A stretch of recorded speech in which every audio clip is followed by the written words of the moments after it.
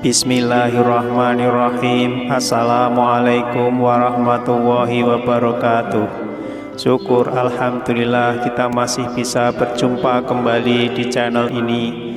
Sholawat dan salam tak lupa selalu kita panjatkan kepada junjungan kita Nabi Agung Muhammad Sallallahu Alaihi Wasallam.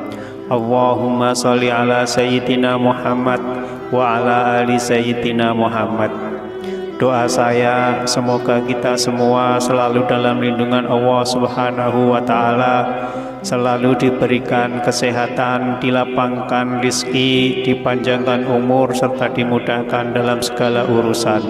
Amin ya Rabbal Alamin.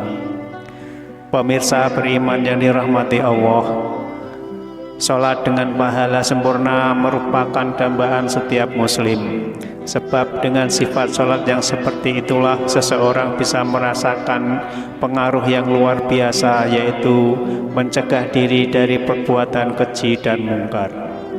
Sehingga sebagai seorang muslim kita wajib mengetahui perkara-perkara yang dilarang dalam sholat.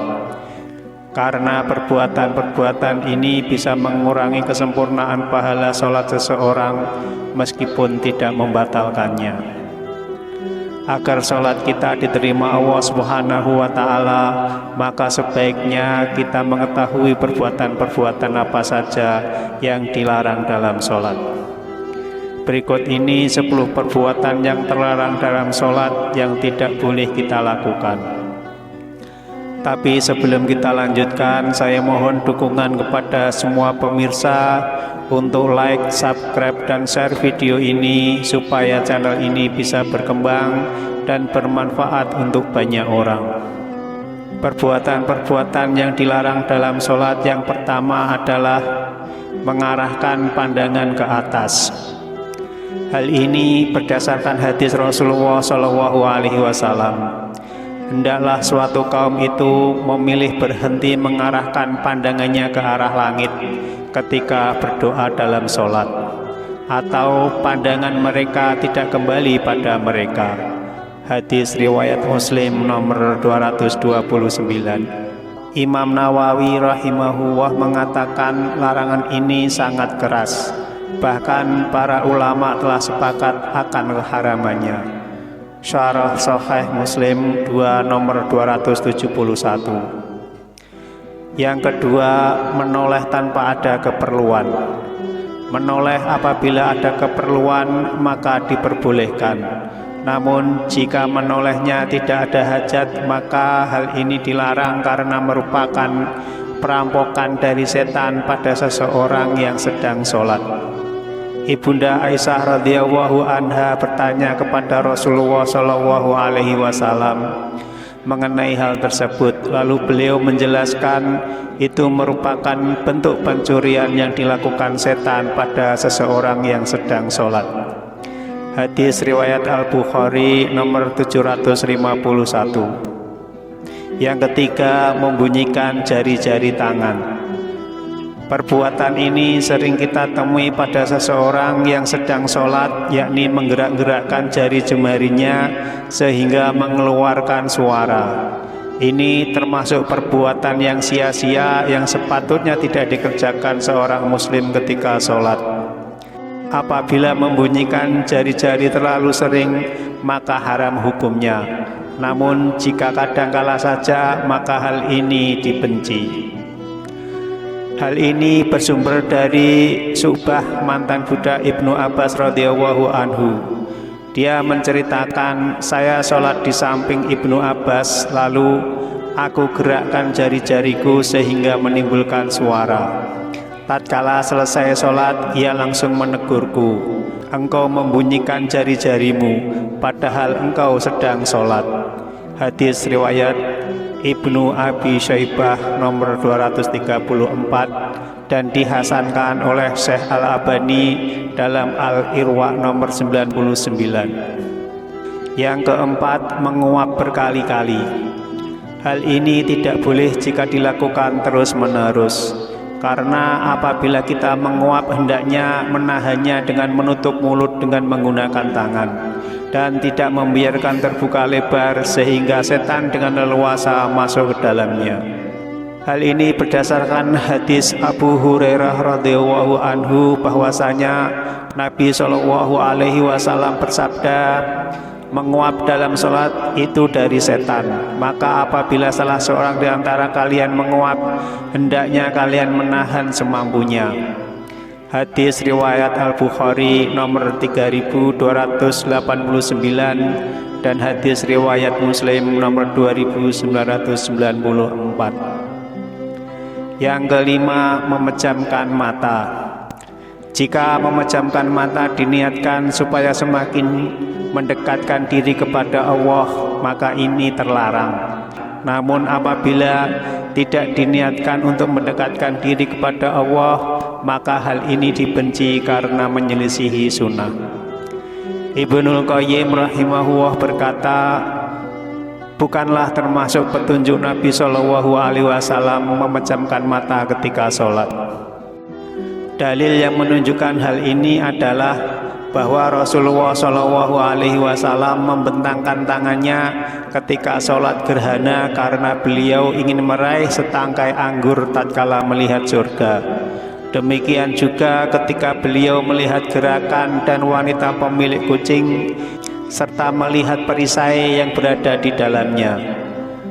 Begitu pula ketika beliau menahan hewan yang ingin berjalan di hadapannya.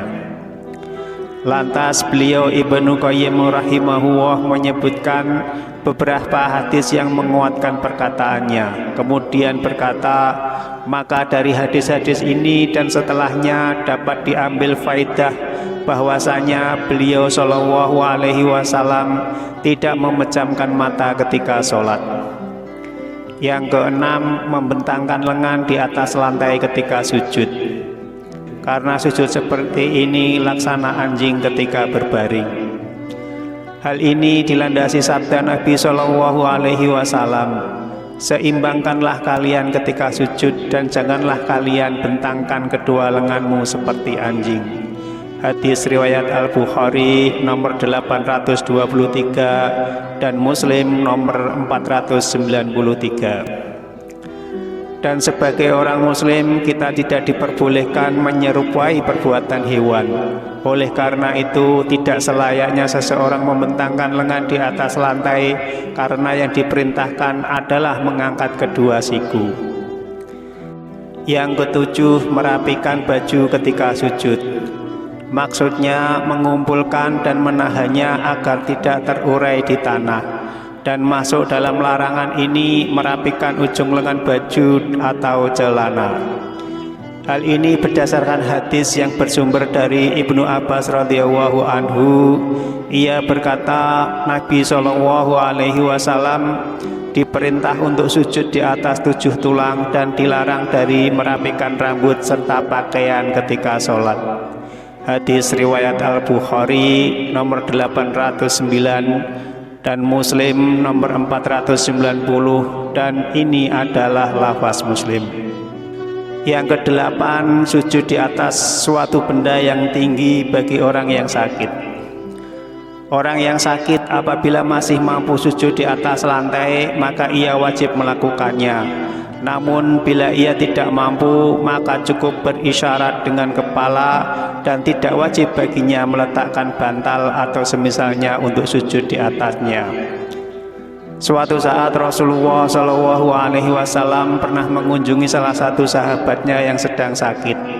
Beliau menjumpai ia sedang sholat menghadap sepotong kayu yang ia gunakan untuk meletakkan dahinya. Lalu Rasulullah memberi isyarat agar ia membuang kayu itu dan mengambil bantalnya.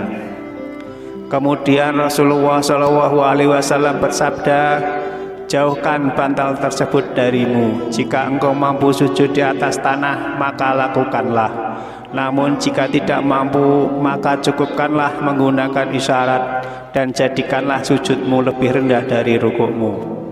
Hadis riwayat At-Tabarani dalam Al-Kabir nomor 270 dan disahihkan oleh Syekh Al-Albani dalam As-Sahihah nomor 323. Yang kesembilan, membersihkan kerikil pada tempat sujud dan melakukan perbuatan sia-sia dalam sholat. Banyak sekali yang melalaikan kita dalam sholat, termasuk dengan membersihkan kerikil pada tempat sujud serta melakukan perbuatan sia-sia lainnya. Yang ke-10, berbarengan atau mendahului imam ketika sholat berjamaah. Dalam sholat berjamaah, gerakan makmum tidak boleh berbarengan apalagi mendahului gerakan imam. Makmum harus menunggu sesaat sampai imam berada pada posisi sholat yang sedang kita kerjakan, baru kita mengikutinya. Pemirsa beriman yang dirahmati Allah, itulah 10 perbuatan yang dilarang dalam sholat. Semoga Allah memudahkan kita untuk menyempurnakan sholat kita dengan mengikuti tuntunan Rasulullah SAW. Wallahu a'lam bishawab. Semoga penjelasan tadi dapat memberikan hikmah dan manfaat untuk kita semua. Amin ya robbal alamin. Jangan lupa untuk like dan subscribe channel ini agar tidak ketinggalan video-video bermanfaat selanjutnya. Mohon maaf atas segala kekurangan. Wassalamualaikum warahmatullahi wabarakatuh.